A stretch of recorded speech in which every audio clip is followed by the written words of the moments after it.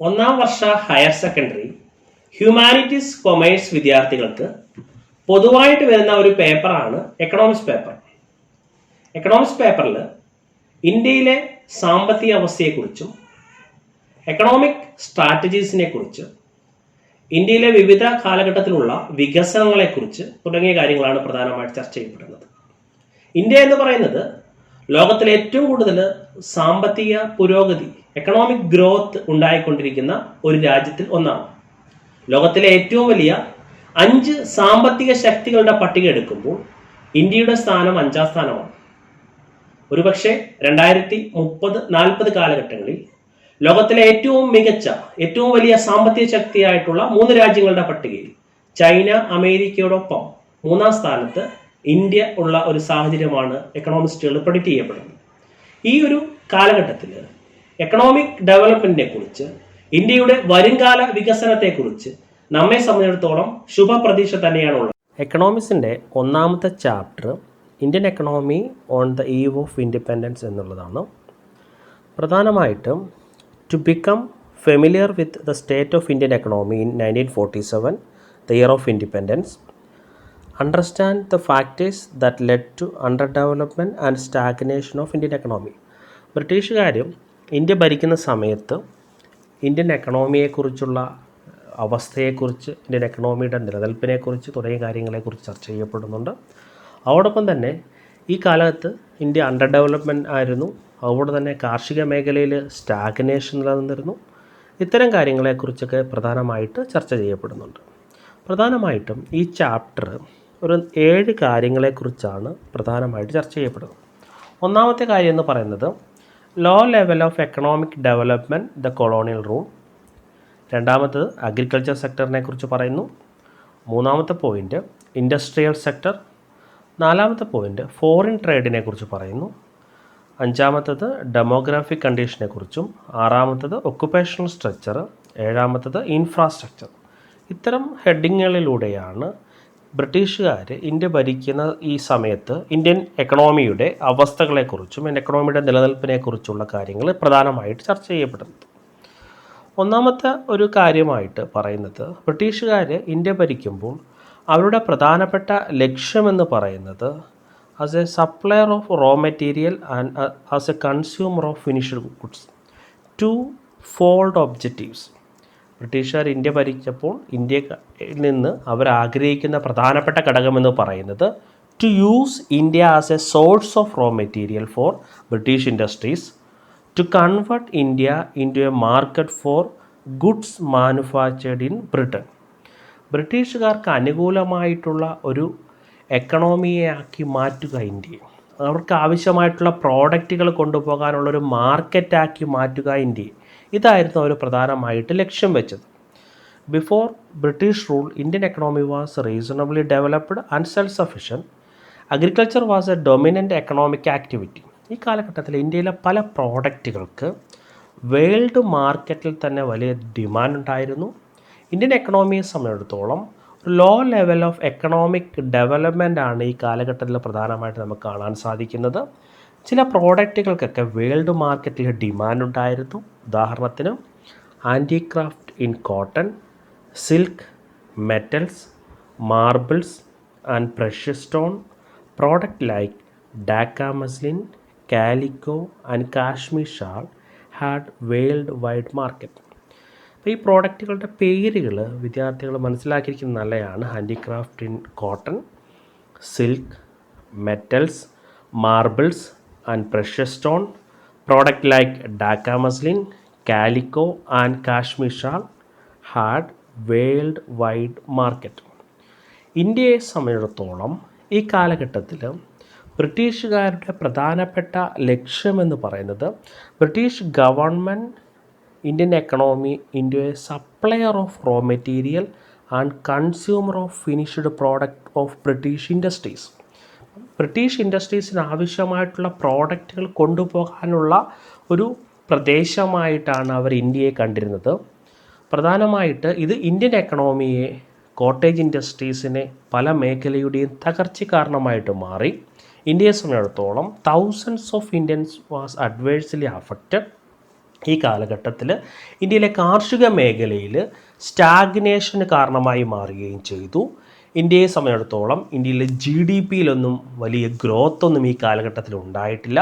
ദേശീയ വരുമാനത്തിൽ നോക്കുകയാണെങ്കിൽ ദേശീയ വരുമാനത്തിലും വളർച്ചയൊന്നും ഈ കാലഘട്ടത്തിൽ രേഖപ്പെടുത്തിയതായിട്ട് കാണപ്പെടുന്നില്ല.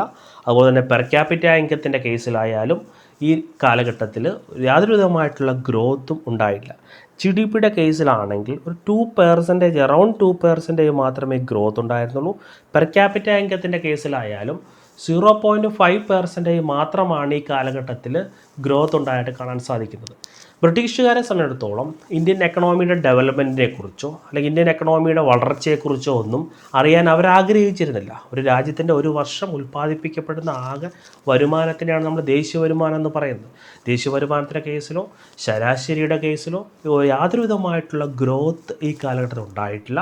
ഒരു രാഷ്ട്രം ഒരു വർഷം ഉൽപ്പാദിപ്പിക്കപ്പെടുന്ന പ്രോഡക്റ്റുകളുടെ ഉൽപ്പാദന രംഗത്തോ ഒന്നും മാറ്റമുണ്ടായിട്ട് നമുക്ക് കാണാൻ സാധിക്കുന്നില്ല.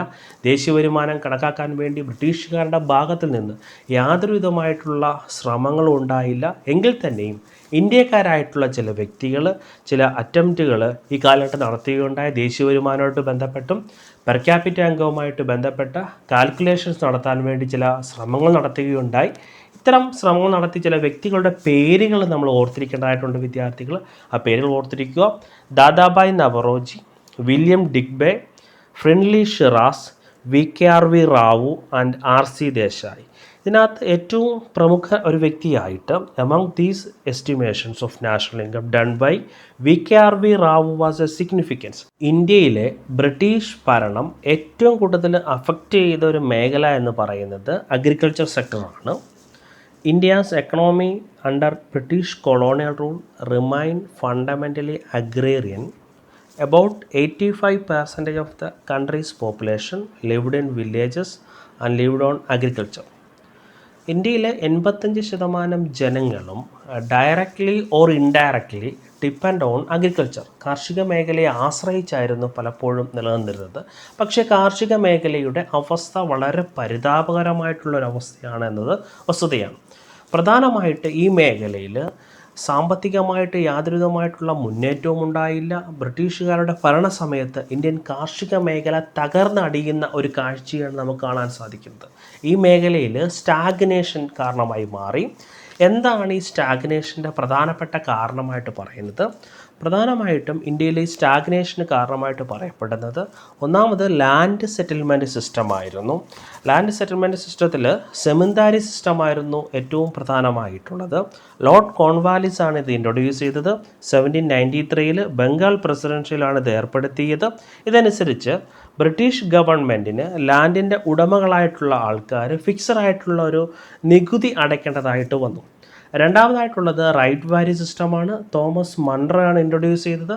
റൈറ്റ് വാരി സിസ്റ്റം മദ്രാസ് പ്രസിഡൻഷ്യയിലാണ് 1820 ഇത് നടപ്പിലാക്കിയത്. ഇതനുസരിച്ച് revenue fixed on the villages ഒരു നികുതി തീരുമാനിക്കുകയും ഈ നികുതി ബ്രിട്ടീഷ് ഗവൺമെൻറ്റിന് അടയ്ക്കേണ്ടതായിട്ട് വന്നു. മൂന്നാമത്തെ ഒന്ന് പറയുന്നത് ലോർഡ് കോൺവാലിസ് ഇൻട്രൊഡ്യൂസ് ചെയ്ത മഹൽവാരി സിസ്റ്റമാണ്. നോർത്ത് ഇന്ത്യയിലാണ് ഇത് ഏർപ്പെടുത്തിയത്. Tax was collected directly from the villages നിന്ന് നികുതി ബ്രിട്ടീഷ് ഗവൺമെൻറ്റിന് ഡയറക്റ്റായിട്ട് അടയ്ക്കേണ്ടതായിട്ട് വന്നു. ഇത്തരത്തിലുള്ള ബ്രിട്ടീഷുകാരുടെ ലാൻഡ് സെറ്റിൽമെൻറ്റ് സിസ്റ്റം ഇന്ത്യയെ കാർഷിക മേഖലയുടെ തകർച്ചയ്ക്ക് ഏറ്റവും പ്രധാനപ്പെട്ട ഒരു കാരണമായിട്ട് മാറി. പിന്നീട് പറയാൻ സാധിക്കുന്നത് ലോ ലെവൽ ഓഫ് ടെക്നോളജിക്കലായിട്ട് വലിയ ഡെവലപ്മെൻ്റ് ഒന്നും ഈ കാലത്ത് ആധുനിക രീതിയിലുള്ള യന്ത്രങ്ങളോ ഒന്നും ബ്രിട്ടീഷുകാർ ഇന്ത്യയിൽ ഉപയോഗിച്ചിരുന്നില്ല. ഇത് ഇന്ത്യയിൽ കാർഷിക മേഖലയുടെ തകർച്ച കാരണമായിട്ട് പറയാൻ സാധിക്കുന്നു. അതുപോലെ തന്നെ ഫെർട്ടിലൈസേഴ്സിൻ്റെ ഉപയോഗം വളരെ കുറവായിരുന്നു. കൊമേഴ്സ്യലൈസേഷൻ ഓഫ് അഗ്രികൾച്ചർ ഇത് പ്രധാനമായിട്ട് ഇന്ത്യയിലെ സ്റ്റാഗ്നേഷന് കാരണമായിട്ട് മാറി. ലാക്ക് ഓഫ് ഇറിഗേഷൻ ഫെസിലിറ്റീസ് ഇത്തരം കാര്യങ്ങളൊക്കെ. അതുപോലെ തന്നെ പാർട്ടീഷൻ ഓഫ് ഇന്ത്യ, ബ്രിട്ടീഷ് ഗവൺമെൻറ്റിൻ്റെ കാലഘട്ടത്തിൽ ഇന്ത്യയെ 2 രാജ്യങ്ങളായിട്ട് മാറിയതും ഇന്ത്യയിൽ കാർഷിക മേഖലയുടെ തകർച്ചയ്ക്ക് പ്രധാനപ്പെട്ട ഒരു കാരണമായിട്ട് മാറി. Indian agriculture become backward, stagnant and non vibrant under the British rule. Weak productive accumulation, unemployment and underemployment, low level of production and productivity, subdivision of land holding. Indian agriculture was prominent and stagnant. പ്രധാനപ്പെട്ട കാരണം point നമ്മൾ ഓർത്തിരിക്കേണ്ടത് വിദ്യാർത്ഥികളെ സംബന്ധിച്ചിടത്തോളം, അതായത് reason for stagnation in agriculture. ഒന്നാമത്തെ പോയിൻ്റായിട്ട് പറയാൻ സാധിക്കുന്നത് land settlement സിസ്റ്റമാണ്. രണ്ടാമത്തേതായിട്ട് പറയാൻ സാധിക്കുന്നത് ലോ ലെവൽ ഓഫ് ടെക്നോളജി. മൂന്നാമതായിട്ട് use of fertilisers, lack of irrigation facilities, commercialisation of agriculture, partition of the country. ഇത്തരം കാരണങ്ങളാണ് ഇന്ത്യയിൽ കാർഷിക മേഖലയിൽ സ്റ്റാഗ്നേഷന് പ്രധാനപ്പെട്ട കാരണമായിട്ട് മാറിയത്. ഇത്തരം രീതിയിൽ ചില ചലച്ചിത്രങ്ങൾ തന്നെ ഈ കാലഘട്ടത്തിൽ ഇറങ്ങിയുണ്ടായി. അതായത് നമ്മൾ ഹിന്ദി ചലച്ചിത്രമായിട്ടുള്ള ലഗാൻ, മദർ ഇന്ത്യ തുടങ്ങിയ ചലച്ചിത്രവും ബ്രിട്ടീഷ് റൂളിനെക്കുറിച്ചും സെമിന്ദാരി സിസ്റ്റത്തെക്കുറിച്ചും ഇന്ത്യയിൽ കാർഷിക മേഖലയിലൊക്കെ അനുഭവിച്ചിരുന്ന പ്രശ്നങ്ങളെക്കുറിച്ചുള്ള ചിത്രങ്ങളാണ് ഈ ചിത്രത്തിലൂടെ പ്രധാനമായിട്ട് വിവരിക്കുന്നത്. അടുത്ത ഒരു ടോപ്പിക്കിലൂടെ നമ്മൾ ഇൻഡസ്ട്രിയൽ മേഖലയിലെ മാറ്റങ്ങളെക്കുറിച്ച് പഠിക്കും.